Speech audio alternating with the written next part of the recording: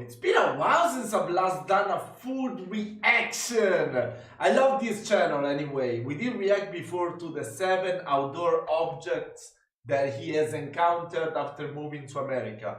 I don't know if that was the actual title, if it was accurate, but still, come on. Oh my god. Sauces. Yes.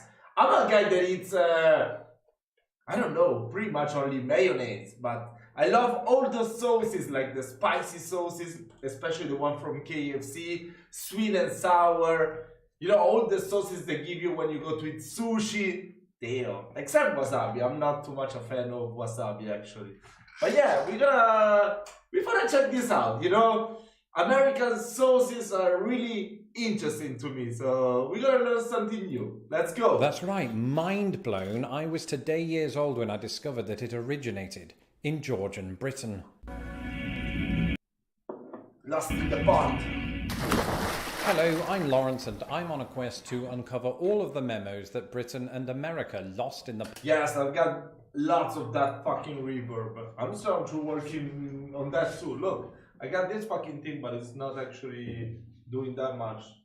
I think I need to fill this room with more stuff, and then we're gonna fix the reverb. But yeah, let's keep on going with the video. Pond, and one of those memos pertains to sauces. One thing that I can tell you since moving to America is that Americans are absolutely obsessed with sauce. They put it on virtually everything, including sandwiches, which means you're not just licking your lips, but also your fingers. And because of this national obsession, several sources have told me that several sauces originated here in the United States. That's sources and sauces, different. Now, a quick caveat, when I say sauces, the definition in this case is quite broad. It could be a dip, it could be a condiment, it could be a salad dressing. And it's worth acknowledging before I go ahead that there are thousands of other sauces that didn't make this list, and that's simply because I haven't yet encountered them. The ones that are on this list are the ones that have entered my mouth. We're still talking about sauces. Also, bear in mind that the likes of ketchup and mayonnaise were not only sauces that I encountered in Britain. Oh my god, I love how he... that has entered my mouth. I'm talking about sauces. Come on, I'm not talking about the sausages. That devoured on a regular basis. Therefore, they didn't make the list. And so without further ado, let's take a look at 6 sauces I only encountered after moving to America.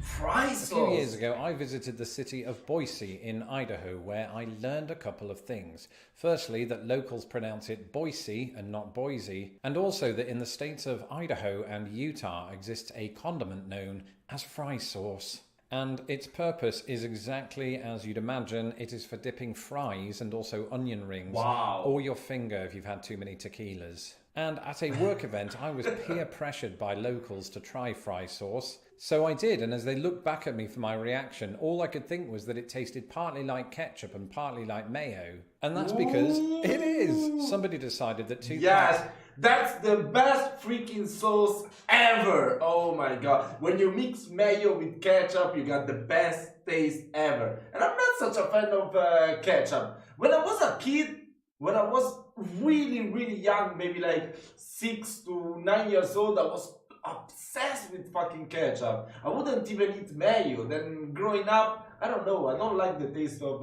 ketchup anymore. I prefer mayo. But mayo with ketchup, oh god, that's the shit. That's it. That's mayo and 1 part ketchup would make a great paint for my bedroom. But also a condiment, and I have to report, it wasn't altogether that bad. You're just not likely to find it anywhere else in America. Unlike this. Oh, in America, okay. Italian dressing. America does love its imports, so you'll be This is surprised to Italian find that dressing. Italian dressing isn't one of them. Like wrestling star John Cena, it was conceived in Massachusetts and is used as a salad dressing. Only the first part of that is like John Cena. And I've sort of cheated here because this isn't really a sauce, it's more a vinaigrette. But it was the most popular dressing in the United States. That looks the thing they give you with the spring rolls in the Chinese restaurant. I don't get it. Until it was usurped by an entry that's going to be on this list later. But usually Italian dressing is quite nice. Not only do you add it to the likes of a pasta salad or something like that, you can marinate meat with it, right? And it's quite sweet. A bit like another entry that we're going to get to later too. Typically, this is what it consists of. water, vinegar or lemon juice, vegetable oil, chopped bell peppers, sugar or corn syrup, and a blend of herbs and spices. And while surprisingly this dressing was not an import, the next sauce on our list, rather surprisingly... Yes, I've never seen anything like that here in Italy, actually. Vinegar, I don't know, I'm not such a fan of vinegar. I like the white wine vinegar or the sweet vinegar. I hate the, oh my god. No, I like the red wine vinegar, I want to say, because my father always puts so much of that freaking white wine vinegar in every freaking thing, you know, in the salads. You take a bite of the salad, it's like, damn, so damn freaking sour. I prefer the sweet one, the sweet vinegar. It's pretty sweet. I love it. Was. No pun intended. When I moved to America, I vowed to come to terms with all of the things that I wouldn't be able to access anymore. So Yorkshire pudding, curly whirlies, and cheese rolling events in Gloucestershire. But try as I might, I found it very difficult to come to terms with the absence of one thing in particular, HP brown sauce. Until one day it was brought to my attention that America had created its own alternative, A1 steak sauce. And so I tried it, liked it, figured I'd go ahead and buy it, and all this time I believed it to be an American equivalent of HP brown sauce. But technically, it's not.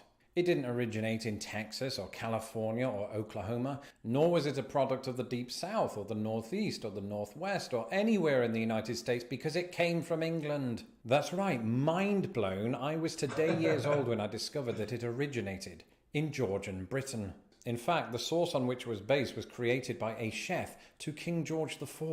And get this, because this is amazing, the rumour is that the name A1 came about because King George, upon sampling the sauce, said this, A1! Right, he was really down with the kids at the time. And thereafter the name stuck. Actually, that's not quite true. It started life under the label Brand & Co. It was only after a branding dispute that the name, while still under that label, was named A1. And then soon after, in the 19th century, it was marketed in North America. I never tried a steak sauce in my whole life. I don't think so. I've only eaten just steak like you know, like you would eat it, like pretty juicy, a little bit raw. No, bloody, not raw. I don't know. I never tried any condiments or dressing or sauces for my steak. I want to try it actually. America, where it began to take off and eventually become one of North America's premium steak sauces. In Britain, its popularity was usurped by HP brown sauce, no relation to me. However, you can still get it at Tesco if you look Blue cheese. I love blue. Oh god! Oh my god! Blue cheese is. Damn, that's so. Oh damn, that's so freaking sour. But I don't know. I mean, I'm Italian, so we use the equivalent to blue cheese, I guess, is gorgonzola, but gorgonzola is more creamy, even though it's a little bit blue. It's got some little bit of a mold on top of it. And to eat it just like this, it tastes so bad. I hate it. But when you cook it, it actually is so good. So I would say even the blue cheese must be good. Like when you eat it just like this, like you cut it like an entrant or whatever. I tried it. It's not that good. It's too sour. I cannot eat it. But once I tried it on the pizza, it wasn't that bad. So I guess the blue cheese dressing isn't that bad. I would like it. I know, I'm weird, but what can you do? Blue cheese, and even more than that, I love blue cheese dressing. Can't believe I never encountered this in Britain, but it could be something to do with the fact that I never used to eat salads. On the other hand, you don't just use it with salad. Blue cheese dressing is particularly good with buffalo wings. And before my British viewers get excited and think that America is populated by flying buffalo, buffalo wings are just a style of chicken wings that originated in Buffalo, New York. It's like saying Yorkshire tea or Gloucester cheese or the London suede. Either way, blue cheese dressing is arguably my favourite sauce on this list.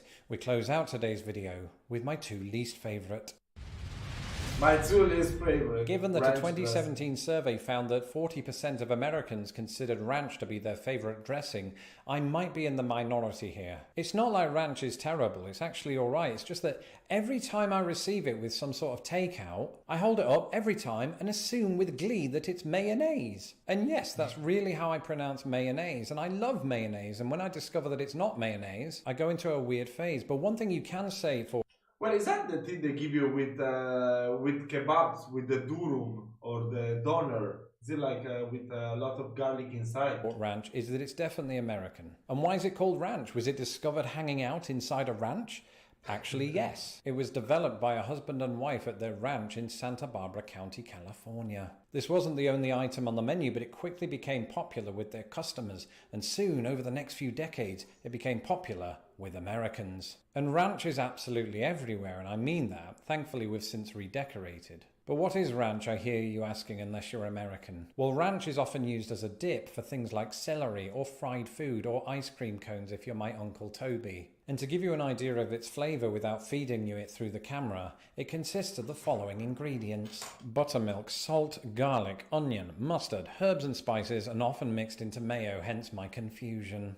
Yeah. So I guess it's the same. I think it's the one I've tried. They always put it inside the sandwich, the kebab sandwich or doner. Or I don't know if you even have that in America. Actually, in Europe you can find it pretty much everywhere. It's a Turkish thing or whatever that is, Greek. I don't know. That sauce, I think it's Greek. I don't know. I mean, from the ingredients, it sounds actually the same. So yeah, I love it. But it's one of those sauces that you shouldn't go too crazy with it. It's good, like when you mix it with something else, but just to eat that, it's not. I don't know. It's not like mayo that I could eat it forever, that I could dip everything in it. But just a little bit of that. Not going too crazy with it, I guess. I don't know. Let me know in the comments if you love ranch sauce and if you could eat it with everything you can find everywhere. You know, anything you find in your plate, you just dip it in that. Barbecue sauce. Barbecue sauce, I don't know. Actually, yes, but it's too sweet. It's too sweet for my taste. Actually, even mustard, I'm not really that much into it. I'm more into simple stuff. And finally, BBQ, which to be clear is not the British Broadcasting Corporation.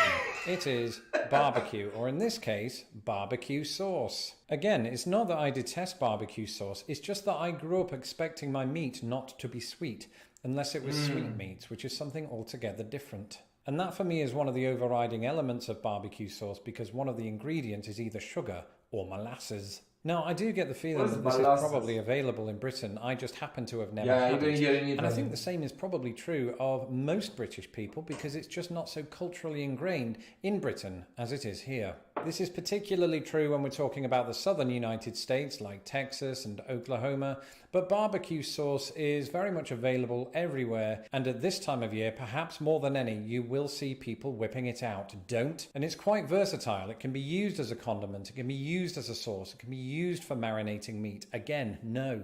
And if somebody out of the goodness of their heart makes... Well, actually, I've tried oh, fuck, I don't remember what's the name of... Oh, god damn.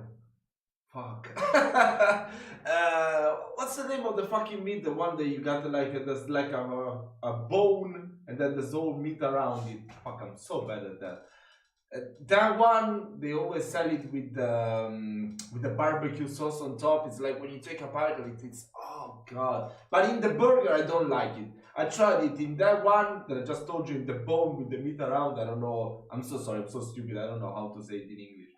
And on the burger, in the burger, it tastes so bad. I really hate it. I really hate the taste of that in the burger. But on that bone meat, perfect. Like, perfect. Me a barbecue burger. I'm not going to say no.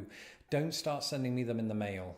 That's it for this episode. Let me know in the comments below some other sauces that I should try out, particularly regional ones that I wouldn't just be able to find anywhere. And if you're equally interested in sources as well as sauces, you could follow me on Twitter at Lost in the Pond US, and don't forget to subscribe to my channel so that my videos don't get lost in the pond. And as ever, a huge shout out to my patrons who make this channel possible. Without you, none of this would be, from the technical equipment to the new studio to the finger licking that I do that in my spare time. If you would like to become a patron of Lost in the Pond, you can do so at patreon.com/lostinthepond. Until next time, clear out your garden, set up your barbecue, and have some sauces on me. I just had barbecue actually yesterday for Easter. What did you do in America for Easter? Do you celebrate it? Do you have barbecue? I don't know. Let me know down in the comments. Sauces, my favorite, as I told you, is mayonnaise. I'm more into easy stuff, you know, common stuff. Nothing too fancy for me. I like also when I had the Caesar salad dressing. I don't know if that's actually an American thing or it's just a rip-off we do here in Europe, because I buy it in Lidl, and you can find Lidl pretty much everywhere in Europe. And I don't know, the sweet and sour sauce, he didn't even mention it, so that's one of my favorite as well. I'm sure in America they have lots of those. The spicy sauces, yes, I love spicy sauces, I love spicy food. The next day I shit fire, but I love the feeling I get when I eat spicy food. I love to sweat while I eat, that's pretty cool. So yeah guys, we should make more food reactions. Let me know which is your favorite food and which is your favorite video that you want me to check out. Until next time!